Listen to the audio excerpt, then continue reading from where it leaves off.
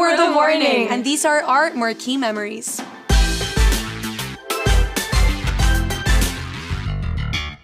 I think when we first saw Muse, we were going to see the Second Law Muse tour. It was all that we did, all that we watched in our house. Muse. We love Muse. We were so hyped, and I remember that you were so excited because we wanted to see Hysteria like live. Matt Bellamy for me still is my biggest idol on the guitar. Watching him literally sprint around the stage doing his solos. They're clearly not afraid to experiment and evolve with their musicality. I remember being so blown away by Madness, you know, that Chris takes out the bass with the iPod on it. Thingy. When I first saw that live, I was just like, no way you can do that. And now we're very proud to say that we were Muse's openers for 4 shows. Our reaction to knowing we were gonna open for Muse cried. In Mexico. Yeah, you cried. Yeah. The guys are super nice. They're all really nice. Yeah, there's that phrase like never meet your heroes, but we're so glad that we did. No, we did. Oh, These these were like nice. the nicest heroes that we could have met. Amazing. And we're about to tour with them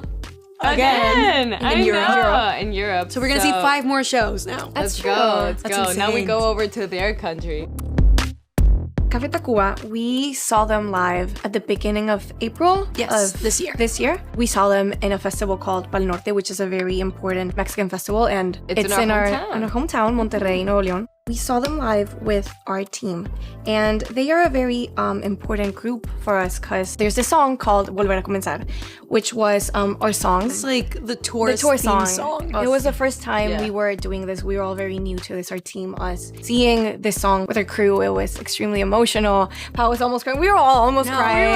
We were all just kind of remembering what we went through last year and all the was touring. a lot. I looked over to my left, and Carlos, who is part of our team, he was like crying. And I'm like, stop it! And we were like, no. I don't want to cry right now. If you hear the song, you will know the dynamics it has. It starts off like super, and then it has like this sentimental. I just got chills look. again, just remembering. Yes. Full circle moment. It was serendipitous. 10 out of 10.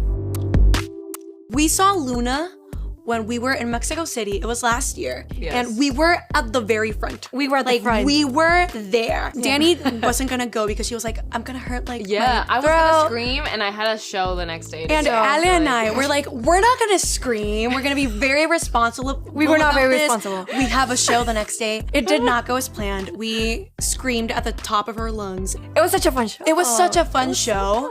And You could K-pop not shows are not always scream. very different and just like very energetic. And the next day we had our show. I couldn't speak. I couldn't either. I had no voice, but the excitement won. I was just so happy to be there. me too. I started listening to K-pop around like 2018, was a lot. and this group had a storyline to them. Like they had lore, and I became really invested in the lore. So I started learning universe. everything about them. I have like almost all of their albums. Like I'm a huge fan. Pao comes in the room with like a PowerPoint presentation of the whole like band's lore, and they're like, "Can I explain it to you?" It was just so cool. I was just like, I was so invested in it. Which really like opens up this perspective of what we listen to. Like we don't make music like that, but everything inspires us like to find different ways to create music because everything just makes sense. Music is like a language, and we can just pick from everywhere, and it's very cool.